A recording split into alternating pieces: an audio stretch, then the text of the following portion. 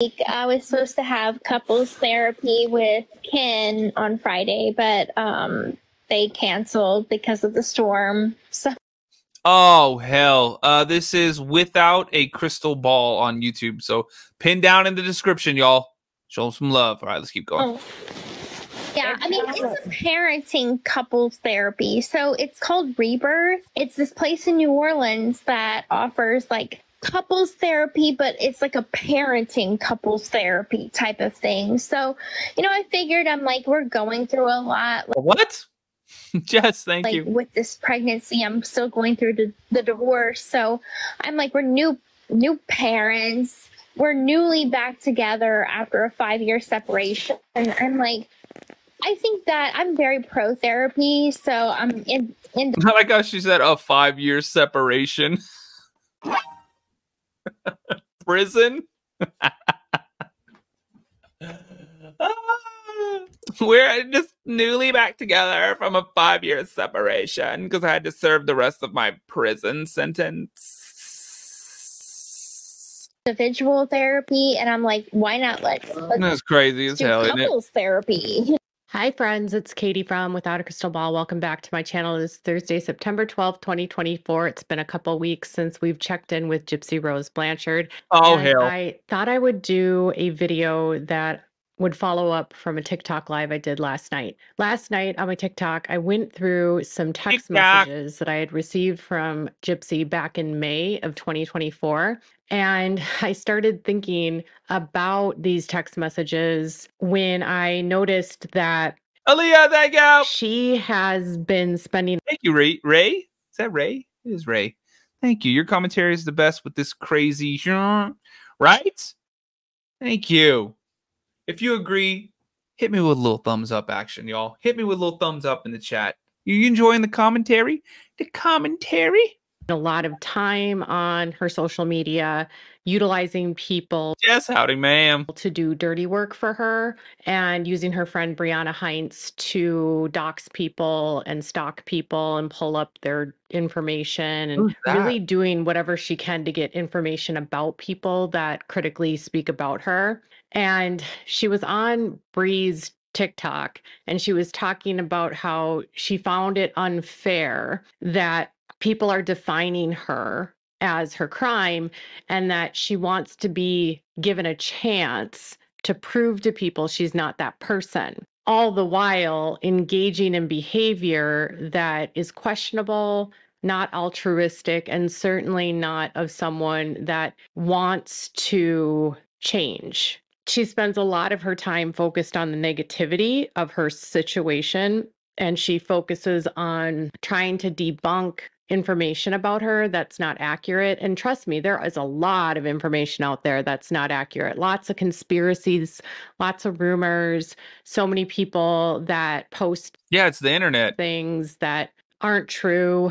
And then a lot of these rumors are literally originating from the mainstream media does the same.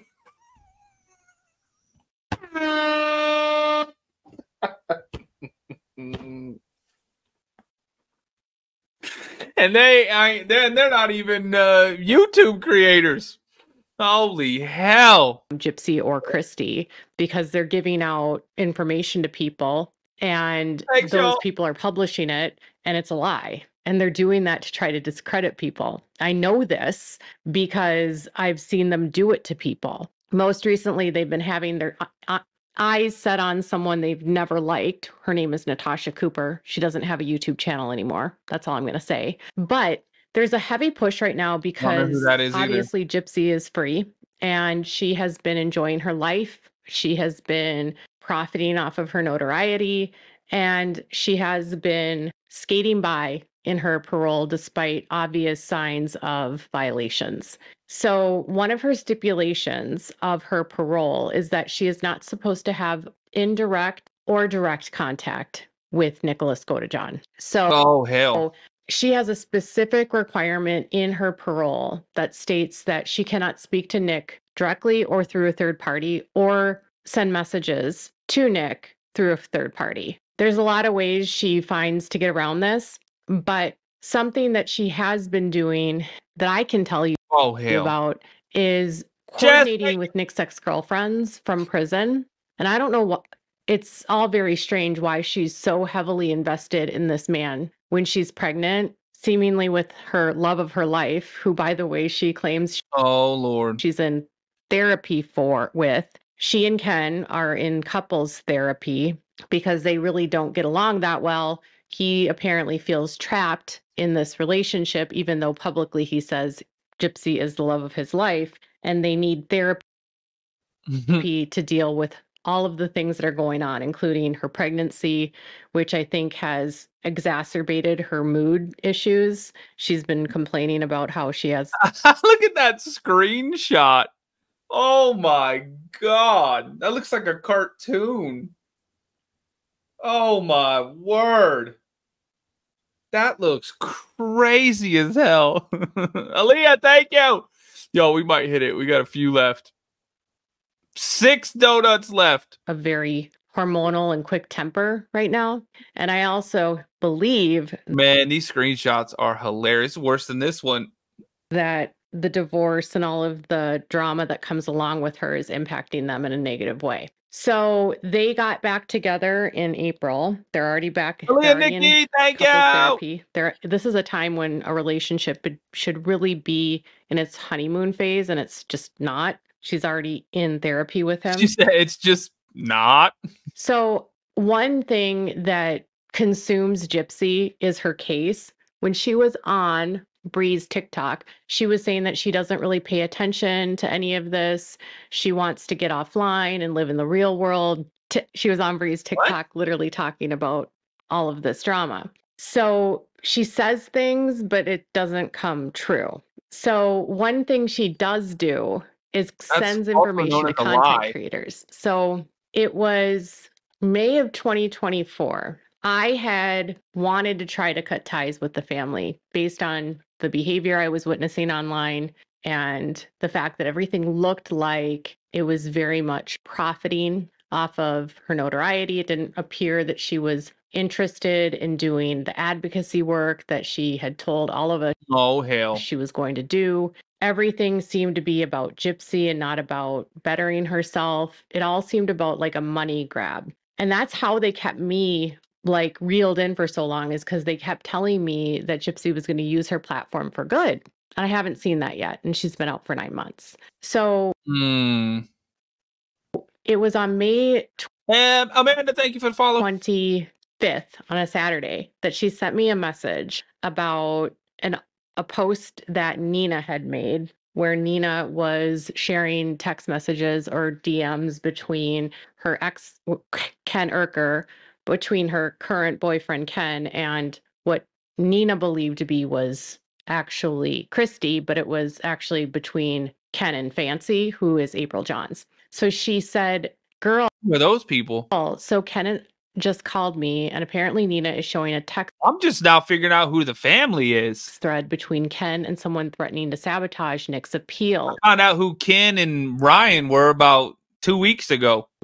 Nina claims it's between Ken and Christy. No, he found the text and it's between him and Fancy. So she's sending me text messages or messages between Ken and April, and it's all about Nick. And basically what these messages were, I'm not going to read them word for word, but she was telling Ken that she had her Dawn, who was Nick's planted girlfriend. They planted her basically. And that he was sending her threatening messages, and that they were going to try to use these messages that he was sending to her to attempt to stop any possibility of an appeal. They wanted to somehow show to the prosecutors that he was still dangerous. Okay. That is crazy as hell. Man, whatever it was. Yeah, because I'm not going to go out and do these crazy ass things. And I said, oh, wow. And she told me it was from June. You're crazy as hell. You think I'm going to go do anything like this? No, thank you. Of 2019, she showed me a text message directly from Ken. And Ken saying the content was apparently Fancy had gotten a hold of some email conversations between Nick and I don't know who, and they were threatening multiple people's lives, but I never saw the email. This was from June 2019. And emails have been widely discussed, and yet for some reason they don't exist. It's weird. It's almost like this didn't happen. And I said, is she intentionally? And I was confused because I thought that Nina was intentionally leaving out April or Fancy's name. And she said, Nina is claiming that Christy wrote these. She doesn't have the original text. It was altered. And then she sent me more. And she was telling him that she had emails from a secret source and that the person is working with our psych team to extract all the info about him. He's seriously sick, Ken, like scary sick. I can't reveal a whole lot yet because we're trying to protect our source, but it's super bad. I'm gathering all of this info and we're going to turn it over to the DA. At this point, Francesca Maselli, who goes by April Johns on the Good Wives Network, was working with the Blanchard family on a project. So she was intentionally inserting herself in a Nick's case to try to sabotage his case. Oh, Lord. By provoking him in an attempt to stop his appeals. So I was asking her if she could just like have Ken screenshot them or do a video record of it. And she said that, I said, I think I saw something about these and the other person was not visible. And she said, exactly. So she, oh Lord, it's being put on Christy and it was Fancy. Makes so much sense. I knew Christy wouldn't say shit like that. Y'all, I ain't gonna lie, I'm confused as hell. There's too many people in these stories now. This is getting crazy. Are these all the same people? I feel like it's all like 3 people and there's like 8 different like personalities. By the way, TikTok, hit the follow button if you're new here. I see a whole bunch of new people in the chat. My name's Patrick. If you like true crime, I'm live every single night, virtually every single night. Come on in, hit the follow button. Y'all, thanks for the hand hearts. Come over to YouTube if you want to watch the videos with us. YouTube, we're almost at 200 likes. We need 29 more. So we got 307 people watching. Y'all, 29 of y'all, real quick. Hit the little thing. Hit the little thumbs up button. All right, let's keep going. Oh, and TikTok, come over to YouTube if you want to watch it. The Mystery Project. Search The Mystery Project on YouTube and subscribe. And y'all, we got 8 more hand hearts. Come on. We can get it real quick. Heart it up. I must be allergic to hearts. I said, how did Nina get these? Nina is so messy. And she said, it was sent to her from someone somewhere else. I remember seeing it before Nina did a video. And I said, okay. And then she shared a video of Nina talking about these messages.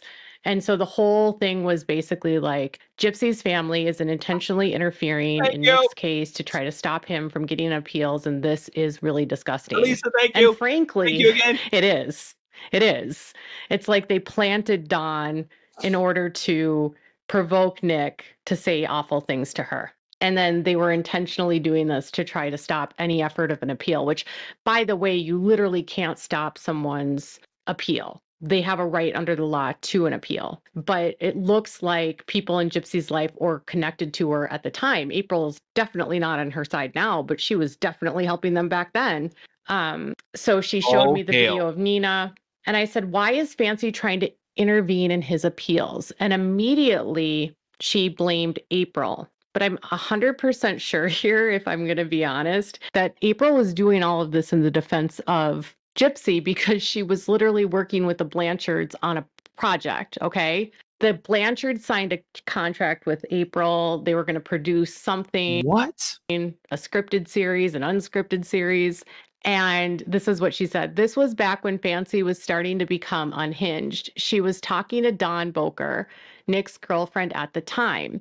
Dawn claimed and sent her emails from Nick that Nick threatened to kill Dawn. So Fancy took Dawn's side. And I wanted to make sure Nick, and they wanted to make sure Nick never got out of prison. And I said, did Nick actually threaten to unalive Dawn? And she said, I've never seen the emails, so I don't know. These emails have never been seen or never seen the light of days. So I said, okay, I don't remember this. I got into the mix in the fall of 2019. She said, I emailed Dawn briefly in prison and she told me how abusive Nick was to her. I don't have any of those anymore because all of my emails from prison are gone. So she's claiming that she has no reason. She has no idea why this happened, but then she's also in the same breath admitting to having communicated with Dawn because she wanted to talk to Dawn about Nick's behavior. I have no idea what's happening. Isn't this messy? Why is she communicating with his girlfriend? In prison, they weren't supposed to be talking. I'm just saying. And they're still not supposed to be talking to this day. And she said, I don't have any of these anymore because all of the emails from prison are gone. And I said, did he date Don outside of prison? And she said, no, she wrote him while he was in prison. Okay. I said, okay. So then she sent me a picture of the girlfriend after Don, who's never been identified. I deleted this photo so you don't have to see it, but it says, this is the girlfriend after Don. She and I are actually friends on Facebook. They have been broken up for a while now. Why is Gypsy talking to Nick's ex-girlfriends? Why? She's supposed to be happy. She's at this point, love of her life is Ken. Why is she so obsessed with Nick? Is it that it's very important to her to control a narrative that he's the bad one and not her? And I said, what was her experience like with Nick? And she said, that's Don. And then she shared Don's Facebook page with me, which again, I'm not going to share with you. I deleted those so that you don't see them. And she said, both said he was the same way with them as with me. He was controlling and violent. They came to me and apologized. What? For not believing. Very nice. Thank you. I kind of get the sense that they didn't come to Gypsy and apologize. I kind of get the feeling that they probably... Gypsy reached out to them. Ashley, right? And then I talked about the master slave contract that they had. And I said, did you... What? The 50 Shades contract? know his stepdad was an SO? And she said, this was Nick's girlfriend before me. Again, she sends me a third person's Facebook page. I didn't ask for Don's, the girlfriend after Don, or the girlfriend before Gypsy. She doxed these 3 women to me I've never shared their identities. Dawn has already been out publicly. She's been in videos on Fancy's channel. Like everyone knows that's been in the lore of this story who Dawn is. And I said, she's the one that warned you. And I said, no, she's not. That is another ex. I can't remember her name. Because remember Gypsy said that one of Nick's ex-girlfriends told her that he was into BDSM and he was really weird and creepy. Even though it came out at Nick's appeals that she was the one into BDSM. And I said, entertainment and educational purposes only, TikTok and YouTube. It's weird that Fancy would be his biggest defender now, given that she knows he's violent. And she said, Ken doesn't want to screen record it, but because it has the same text thread that he was talking shit on one of my old buddies. And I said, I don't need that part. I only need that part, nothing more. I'll see if he'll change his mind. So why was she telling this to Ken in those text messages? Because way back then, Fancy wanted to keep in touch with Ken because he was dating me. I don't know. She felt comfortable enough to tell him all of this. Okay, then I did a video refuting what Nina said. I showed the proof that it was actually between Fancy and Ken, not Christy and Ken. Looking back, it doesn't matter because Fancy and Christy were speaking at that time. So later on that day, or the next day, after I made the post and she shared it, I was able to locate the video of Fancy interviewing Dawn, who was speaking about what Nick said to her. And I said, I found these videos. And I said, Nick sounds like a narcissist. And he said, was it her call logs? And I said, she's talking about Nick's demands. And she said, making her go into groups to start a freedom movement. Whoa. Yes, I think this smear campaign against you was started by him. It's not Fancy. He sounds sadistic. So freedom movement is really Nick trying to get help with his appeals and get people on his side to support him. And honestly, when I look at these messages, I don't know if Nick is the sadistic one or if it's like they're trying to make Nick look like the sadistic one. Whoa. And then Gypsy not, or if Nick's bad, I don't know. But she said he wasn't mentally well and I can't explain it, but it's like he has such a strong emotional hold on his girlfriends. He made us feel like no one else would love us, which is weird because I feel like that's what Gypsy does to her people that she's in love with. She does that to them. I feel like she has an emotional hold on people. I feel like she's the sadistic one. Now that I look back at all of this, I realize that Nick is not a well person, right? He did what he did. He's not mentally healthy if he did what he did. But at the same time, he's not the evil one or the only evil one in this situation. And why is Gypsy consumed by him still? Why would she need to speak to his ex-girlfriends? Why does she want to validate her experience so badly? Is it because in the court of public opinion, people believe she manipulated Nick and she doesn't want anyone to think that happened? And so now she's trying to manipulate his ex-girlfriends to believing that he was an evil monster just like her. Mind you, 2 of these women never met him in person. So I'm not sure how he could be violent or remotely control. Oh, hell, I didn't know that. YouTube, 7 likes and we're at 200. Everybody watching right now, hit the thumbs up button on YouTube. TikTok, hit the follow button if you're new.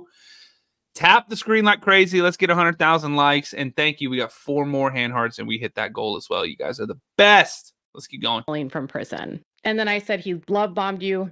And she said he knew the right things to say to make us feel he loved us.